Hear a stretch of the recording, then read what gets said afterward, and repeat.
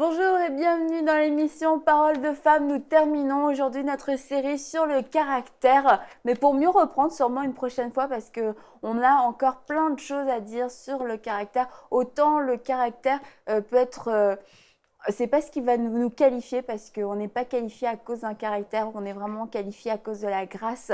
Mais un mauvais caractère peut nous disqualifier. Et on lit dans Proverbe, enlève les impuretés de l'argent et le potier en fera un vase. Et on croit que c'est ça, un mauvais caractère, ce sont autant d'impuretés qui nous empêchent d'être ce vase utile, un vase que Dieu peut remplir. D'où l'importance de travailler, d'accepter, de changer notre caractère et de nous laisser transformer de gloire en gloire. C'est vraiment une promesse qu'on a dans la Bible. Donc oui, le caractère, c'est important. Et puis, on va voir aujourd'hui le caractère, nos humeurs en fait. Nos humeurs un peu tous les jours. Et puis, on sait qu'on a cette possibilité, cette puissance, je dirais, de pouvoir faire d'une journée une bonne journée, ou alors de complètement boycotter notre journée et puis de complètement la pourrir parce que juste on est de mauvaise humeur. Et puis je pense que ça vous est tous arrivé un jour de vous lever du mauvais pied. Ça t'est arrivé de te lever du mauvais pied? Ah oui, plein de fois, ça c'est sûr. Mais déjà à la base, je suis quelqu'un, quand je me réveille en tout cas, je suis dans ma bulle. Donc c'est genre, ne me dérangez pas, je suis dans ma bulle, j'ai besoin que mes pensées s'éclaircissent un petit peu, j'ai besoin d'un café et tout. Mais bon, c'est... Ouais, non, ça arrive à Donc tout le si monde. dès le matin on commence à venir te parler avant que tu aies bu ton café... Oui, ben surtout les longues conversations. Je ne comprends pas les gens qui ont des longues conversations dès 7 heures du matin. Je ne comprends pas, mais le Seigneur a fait l'œuvre. Donc on sait que ton futur mari, il faudra qu'il se taise avant le café. Peut-être que ça va changer, hein, on ne sait pas, mais en tout cas, oui. Et toi Aurélie aussi, ça t'arrivait? Dans le passé, beaucoup. Dans le passé, ça m'arrivait de me réveiller vraiment du mauvais pied, comme on dit, et toutes les personnes autour de moi en pâtissaient. Mais les choses ont évolué et aujourd'hui, beaucoup moins qu'avant. Ça, c'est toi qui le dis. Non, je rigole. Non, c'est vrai. Je rigole. Je t'ai jamais vu arriver de mauvaise humeur au travail. C'est faux. Mais quelquefois, la mauvaise humeur, bon, on dit, tu te lèves du mauvais pied, t'as pas bu ton café, nanana. Mais c'est juste que, y a des éléments extérieurs. On a parlé hier des épreuves, mais sans que ce soit des épreuves, des grosses épreuves. Toutes ces petites choses qui font qu'une journée est belle ou qu'une journée est moche. Tu sais, un peu de fatigue, un peu de stress, un peu de contrariété. C'est toutes ces choses-là qui vont un petit peu nous orienter dans notre humeur. Alors justement, comment faire pour ne pas nous laisser submerger par cette humeur? Parce que bon, une humeur répétée, ça devient vraiment un caractère. Et puis on sait, cette personne-là, tous les vendredis, a de mauvaise humeur parce que le vendredi, elle a ça à faire dans sa journée. Bon, là, c'est plus une humeur, ça devient vraiment un trait de caractère. C'est ça. C'est clair que la succession, en fait, d'une habitude, c'est ça qui nous donne, qui fait notre caractère. Et le caractère, c'est cette disposition, justement, qu'on a à réagir d'une manière ou d'une autre. Donc, moi, je pense qu'il faut d'abord savoir, identifier qu'est-ce qui nous met de mauvaise humeur. Par exemple, il y a des personnes, quand elles ont faim, moi, ça m'est souvent arrivé, si j'ai très faim, d'être de mauvaise humeur. Donc, je sais que voilà, là, peut-être il faut que je mange quelque chose pour éviter de commencer à mal parler ou ce genre de choses. Il y a aussi des personnes que c'est autre chose. Parfois, elles reçoivent juste une information qu'elles n'ont pas le temps de traiter. Et du coup, ça les met de mauvaise humeur. Ça peut être un petit stress passager. Ça peut être quelqu'un qu'on ne voulait pas voir, qu'on a vu, qui nous met de mauvaise humeur. Il y a tellement de choses qui se passent autour de nous. Mais il faut savoir prendre ces informations-là, les traiter. Et une fois qu'on a fait ça, réussir vraiment à toucher ce point-là et à se prévenir pour que dès que ça arrive, on puisse justement développer une meilleure attitude. Donc moi, je pense que ça commence par identifier. Et de ne pas se laisser gâcher notre journée, et de ne pas gâcher aussi la journée des autres à cause de notre mauvaise humeur. Puis tu parlais d'avoir faim et tout à l'heure Mathilde elle disait, elle aussi elle a remarqué que quand elle avait faim, ça pouvait créer une certaine irritation. Donc tu y as remédié. J'ai remédié en tout temps. En tout temps. J'ai toujours avec moi des petites collations, des petits trucs à manger. J'en laisse dans ma voiture et j'en ai dans mon sac à main. Et je me dis, si c'est juste ça, Bah oui. ça prend pour éviter que... Après, c'est pas la peine de chasser Que je me un esprit de désorganise. colère, de passer des jours en prière. C'est genre juste mange. C'est tout, en fait. Puis si en plus, on est capable d'identifier, comme moi, j'ai été Oui. capable d'identifier, mais ça a pris des années hein, quand même pour réaliser que, en fait, des fois, c'était juste la faim qui causait vraiment des sauts d'humeur. Mais c'est ça, j'aime bien ce que tu disais. Des fois, la journée commence et on se sent d'une certaine manière qui n'est pas nécessairement agréable et on laisse ça déterminer toute notre journée. Et là, ça peut vraiment... c'est ce qui fait qu'un événement en enchaîne un autre, mais que ce n'est pas nécessairement les bons événements qui s'enchaînent.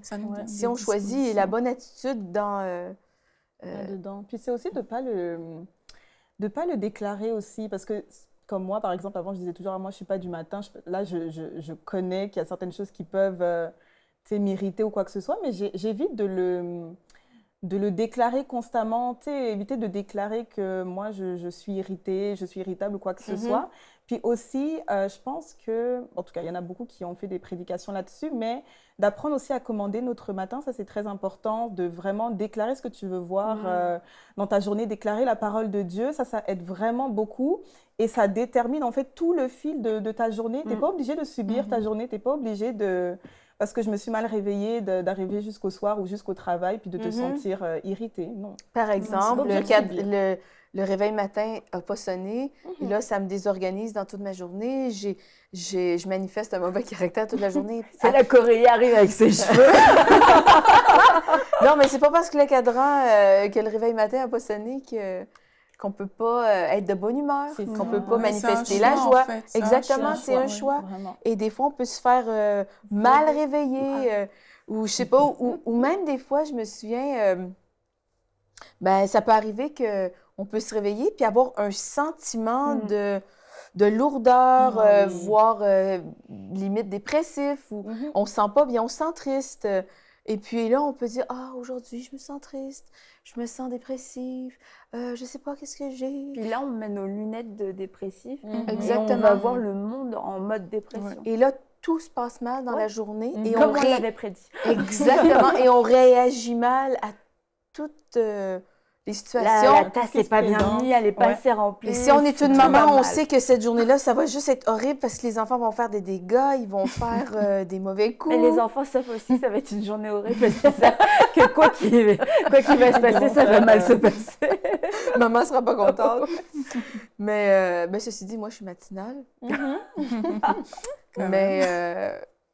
Mais c'est ça, je veux dire, c'est quand même... les journées peuvent commencer quand même avec des imprévus. Il ne faut pas laisser le début de la journée ou un événement dans la journée complètement venir s'emparer de notre vie, de notre caractère. Il faut vraiment apprendre à prendre sur soi. Et tu disais déclarer ce qu'on veut voir. Je pense qu'une des bonnes choses à faire dès le matin en se réveillant, c'est de dire voici le jour que l'Éternel a fait. Et un sujet de joie et d'allégresse. Et là, déjà, ça nous met en condition. Cette journée est belle, c'est la journée que Dieu a faite. Il y a quelque chose de bon. Je vais en tirer quelque chose de bon et puis je vais être joyeuse. Et tout de suite, c'est sûr, plutôt que se lever. Oh, là, je suis en retard, le café n'est pas fait, blablabla. Bon, déjà, ça commence pas très bien. Mais c'est un choix. Puis vraiment, quand tu parlais des enfants et puis de nos maris aussi, la Bible dit qu'il vaut mieux habiter dans une terre aride plutôt que d'habiter avec une femme querelleuse. Et c'est parce qu'en fait, on a vraiment cette capacité de pouvoir transmettre notre joie ou notre non-joie, notre mauvaise humeur. Oui, tu la répands, comme tu cuisines, mais même ce que tu cuisines, ça perd tout son goût parce que tu es là en train de servir les assiettes. C'est horrible, mais en tant que femme, je pense qu'on doit être gardienne de notre foyer, à la fois pour nos enfants, pour notre mari. Et c'est notre responsabilité de marcher dans la joie et de pas céder à la mauvaise humeur dès le matin et puis de leur en vouloir à tous parce qu'en plus, c'est sûr, quand c'est comme ça, moi, quand c'est comme ça chez moi, je mets tout le monde en condition de toute manière pour suivre ma mauvaise humeur. Et après, qu'est-ce que vous avez? Oui, il faut vraiment être consciente que nous, les femmes, dans notre foyer, nous sommes le baromètre. Vraiment. Donc, si on subit les contrariétés et qu'on réagit aux contrariétés ou peu importe, qu'on répand notre mauvaise humeur comme un parfum de mauvaise odeur, ben, ça va affecter toute la famille. Tout le monde va respirer ce parfum et tout le monde va être affecté. Donc, c'est très... même te fuir aussi, hein, c'est pas plaisant. C'est ça. Ouais. Donc, au sens inverse, si on se réveille et on peut mettre de la louange dans la maison, et même des fois, moi, ça peut être un enfant qui se réveille le matin et on a l'impression qu'il s'est réveillé du mauvais côté du lit. Eh bien, c'est à nous de changer l'atmosphère, changer ça. On est là aussi, si nous, on arrive à maîtriser notre caractère en tant que maman, bien, on va pouvoir enseigner à nos enfants aussi à maîtriser leurs émotions, à contrôler les excès de caractère. Et pas se faire contaminer par la mauvaise humeur des autres. De un ou de l'autre. Parce que dans ces cas-là, c'est clair que c'est très compliqué. Il y a les épreuves, les circonstances, la mauvaise humeur des autres. Donc, il n'y a plus beaucoup d'occasions où on peut vraiment manifester un bon caractère. Il faut vraiment en prendre l'addition. Et tu disais fuir. Et ça, c'est vrai. Quand des gens qui ont des mauvais caractères, c'est des gens au final que tu vas fuir. Et même dans une famille, il y a des enfants qui vont quasiment vivre chez d'autres gens. On va manger chez d'autres gens. Pourquoi? Parce qu'à la maison, c'est super désagréable. C'est tout le temps tendu ou alors c'est des cris. Et les enfants fuient, le mari reste au travail. Et ça, franchement, il ne faut pas se voiler la face. C'est parce qu'à la maison, c'est plus un havre de paix. On marche sur des œufs, c'est compliqué. C'est vraiment supposé de ça qu'on est censé créer, un havre de paix. Vraiment.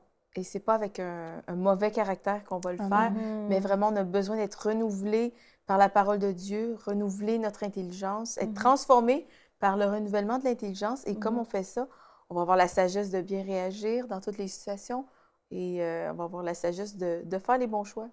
Et tu disais de faire attention aux choses quand on sait qu'on a une tendance ou qu'on a eu une tendance à mal réagir. Et je pense aux hormones, le travail que les hormones font. Et franchement, on doit être consciente aussi de ça, qu'il y a peut-être des moments clés dans la vie, la puberté, les grossesses, etc., la ménopause, mais même juste les menstruations. Il y a des femmes qui sont hyper sensibles à leur cycle, et puis une semaine avant, c'est... Mais je pense, est-ce que vous avez un conseil à donner à ces femmes? C'est sûr que quand on sait déjà, en fait, il faut vraiment prévoir. Moi, je me rappelle toujours... On prévient les gens que ça va mal aller. C'est ça? Non, pas dans ce sens-là, mais pourquoi pas aussi ça va mal aller.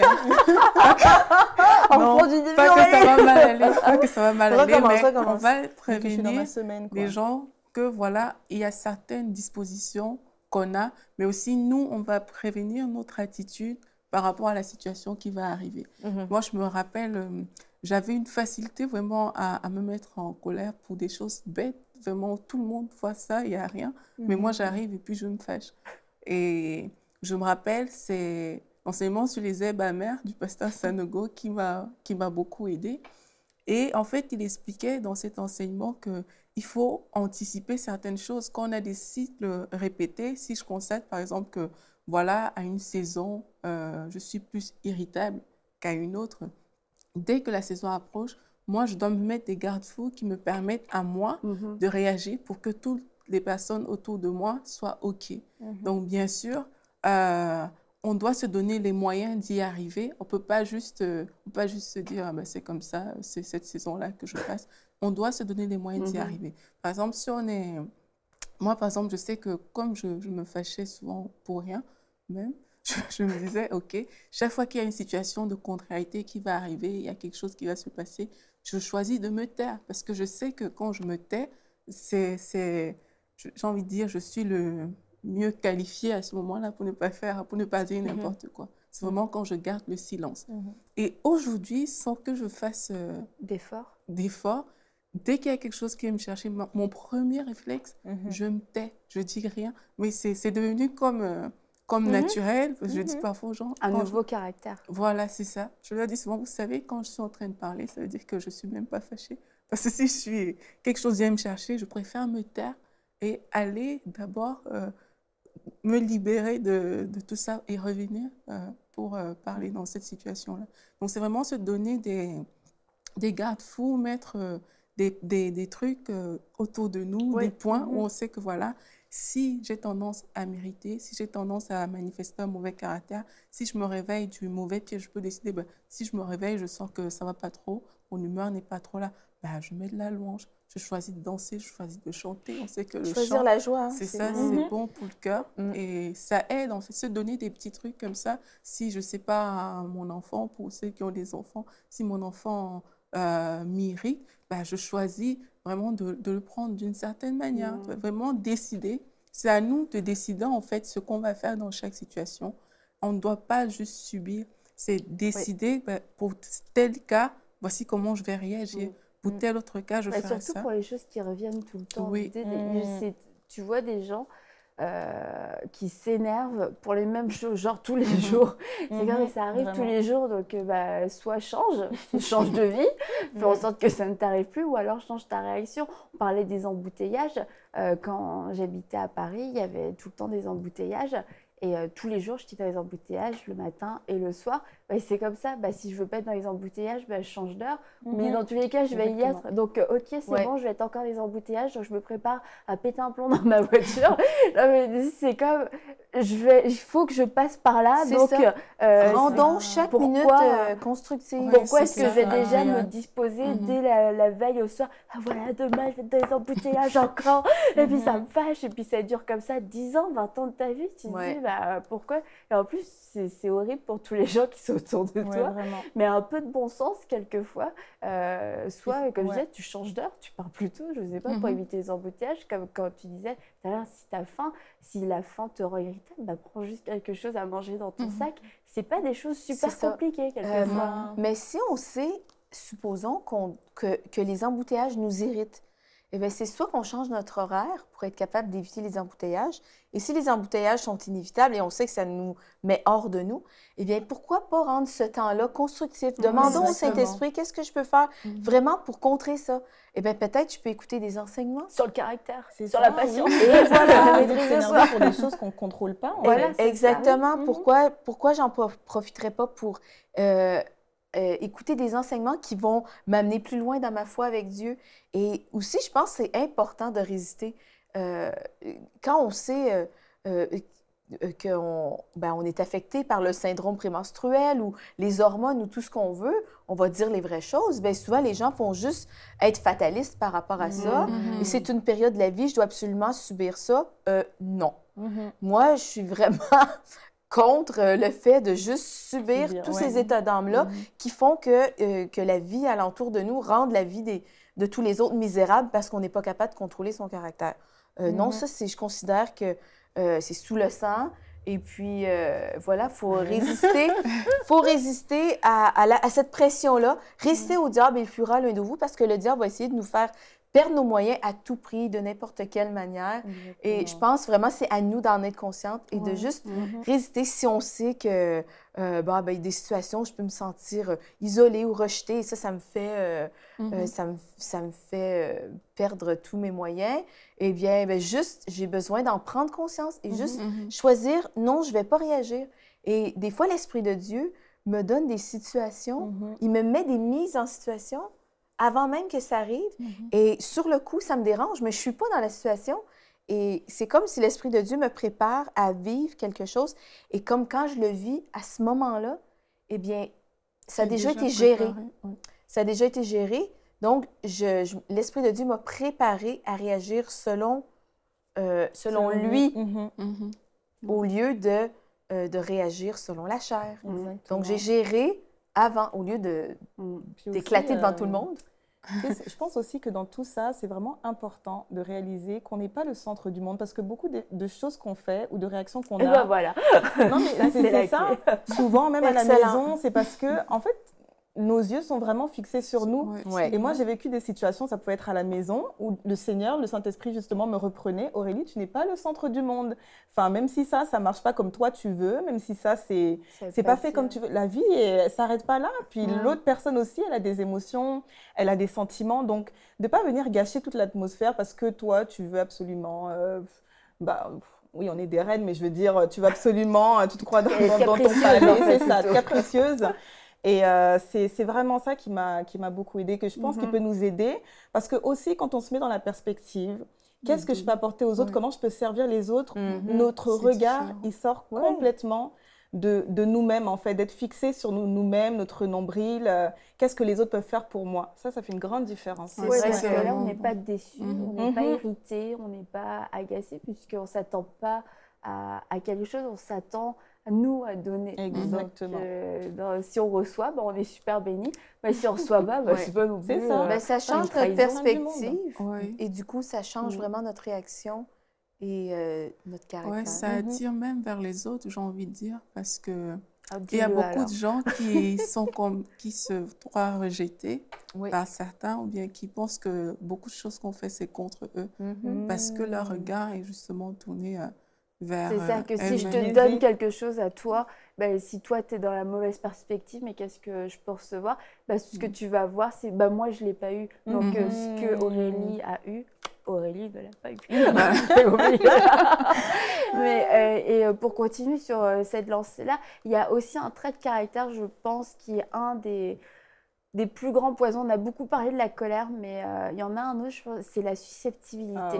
Ça, vraiment, la susceptibilité, c'est extrêmement douloureux pour la personne qui est susceptible, mais ça le devient aussi pour les personnes en face, parce que tu ne sais pas comment parler, tu as l'impression qu'il faut tout le temps prendre des pincettes, puis l'autre personne en face, dans tous les cas, est tout le temps affectée. Et dans les deux cas, c'est hyper dur à gérer. Comment vaincre cette susceptibilité? Parce que ça, c'est vraiment un mauvais trait de caractère dont il faut se débarrasser. Et là, on en parlait tout à l'heure. Moi, je pense vraiment que les personnes susceptibles, c'est vraiment celles qui ont tout le regard sur elles-mêmes. C'est vraiment ça que ça signifie, c'est que pour peu qu'il y ait quelque chose qui se passe dans l'environnement qui n'a rien à voir avec toi, tu trouves toujours le moyen de le ramener sur toi. Et ça, c'est vraiment, pour sortir de là, c'est d'élargir notre regard, en fait, de changer notre perspective, notre façon de voir les choses. Bon, nous, on sait plus ou moins, comme tu disais, c'est quoi les syndromes de la susceptibilité? C'est, voilà, tu fais quelque chose à Mathilde, tu ne me fais pas, du coup, je commence à m'imaginer que, peut-être j'ai fait quelque chose de mal, peut-être Annabelle m'en veut, peut-être. Mais c'est vraiment... Ou même une petite remarque anodine. Ouais, c'est ça. Je sais pas. Oh, c'est beau tes cheveux aujourd'hui. Quoi, c'était pas beau hier? Oui, c'est ça. Vraiment, c'est... Juste tout m'apprendre, quoi. Oui, il faut vraiment qu'on réussisse à sortir de juste nous regarder, nous, et comprendre et accepter. Parce que parfois, ça vient aussi de l'interprétation. Parfois, on ne s'en tient pas juste à la parole donnée, mais on va chercher très loin. On ne s'en tient pas aux faits. On t'a dit, c'est beau tes cheveux, tu t'arrêtes pas là. Mais toi, tu vas réfléchir à hier, comment mes cheveux étaient. Et pourtant, la personne t'a juste donné une information présente. Donc, c'est vraiment accepter l'information présente. Et aussi sortir de « je me focalise sur moi », sortir de rester sur soi, se braquer, juste avoir le regard sur nous. Et s'ouvrir aux autres. Vraiment, si on se met dans la posture qu'Aurélie disait tout à l'heure de donner, ça change beaucoup de choses parce que tout ce qu'on n'a pas remarqué que les autres ont fait pour nous ou qu'ils devraient faire, nous, on va le leur apporter et on sera en train d'aller vers les personnes plutôt que d'attendre qu'on vienne vers nous. On sera en train de, si quelqu'un dit quelque chose, même qui semble pas correct, l'idée derrière qu'on veut donner, ce ne sera pas de l'agresser pour lui dire « Ah, mais est-ce que ça veut dire que… » Mais comment faire si, du coup, je te dis n'importe quoi, je te dis juste à toi, Aurélie, « Oh, je trouve que le bleu te va mieux. » Et dès que là, c'est comme un pic dans le cœur et tout ça. Mais comment faire pour ne plus le ressentir ou alors pour réussir à passer au-dessus? Parce que bon, on peut avoir des petites émotions, quelquefois, ça pique, mais c'est pas pour ça qu'on s'écroule le drame. Non, mais je pense aussi que des fois, ça vient des petites blessures. Il y a des personnes qui ont des petites blessures. C'est comme toujours un sentiment de rejet, c'est ça. Toujours un sentiment de critique. Peut-être elles ont été beaucoup critiquées d'une certaine façon par leurs parents, peu importe. Donc, à ce moment-là, c'est vraiment aussi de l'amener à Dieu. On n'est pas obligé de l'accepter et de renoncer à ça et de le déposer entre les mains du Seigneur. Ça, c'est très, très important. Et moi, il y a souvent un verset qui revenait quand justement, j'avais des réactions comme ça, surtout en tant que femme. Et le Seigneur me rappelait toujours tout ce qui est de l'enfant, en fait. Ça dit, quand j'étais enfant, en fait, j'agissais comme une enfant. Mais maintenant que je suis une adulte, tout ce qui est de l'enfant, je le laisse en arrière, en fait. Et c'est très, très important, surtout quand tu es une femme, tu as grandi, tu n'es pas obligée, justement, de réagir d'une certaine façon. C'est vraiment d'apprendre à dire, OK, Seigneur, aide-moi dans ma façon d'agir, aide-moi dans ma façon de réagir, guéris là où peut-être… faire preuve de maturité. C'est ça, preuve de maturité et puis et de m'aider à voir les choses de la bonne façon aussi. Ouais.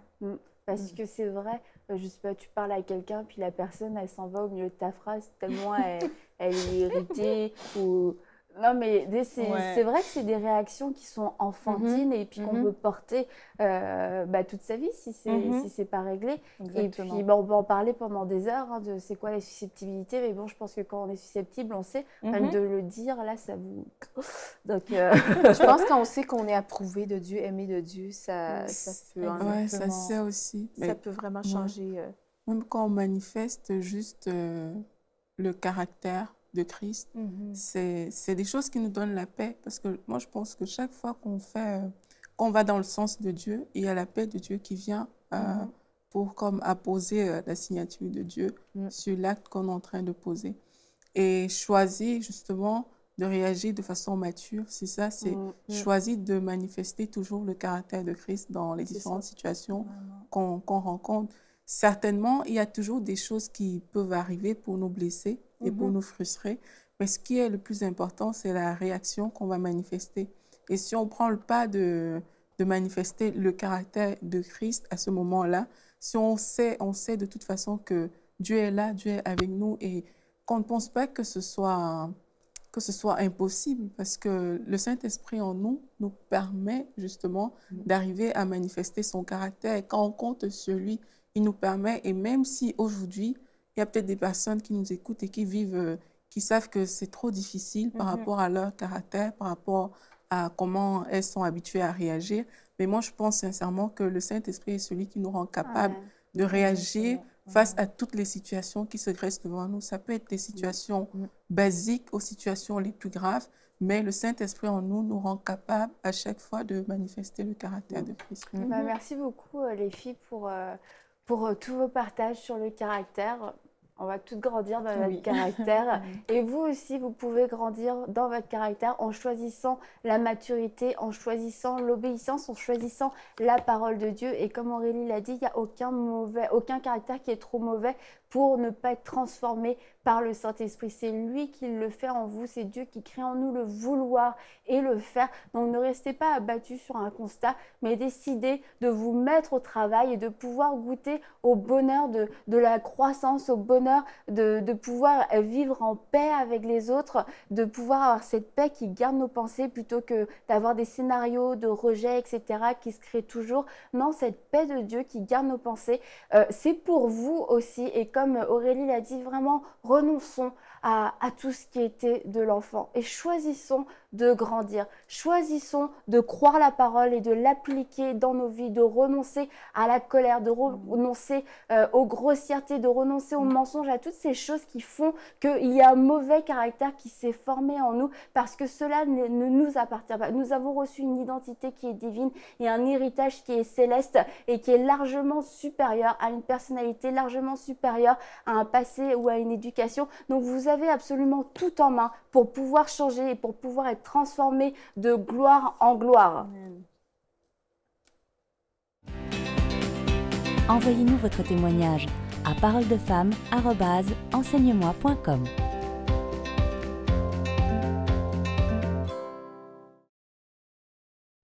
Cette émission est rendue possible grâce au précieux soutien des partenaires d'Enseigne-moi Canal International.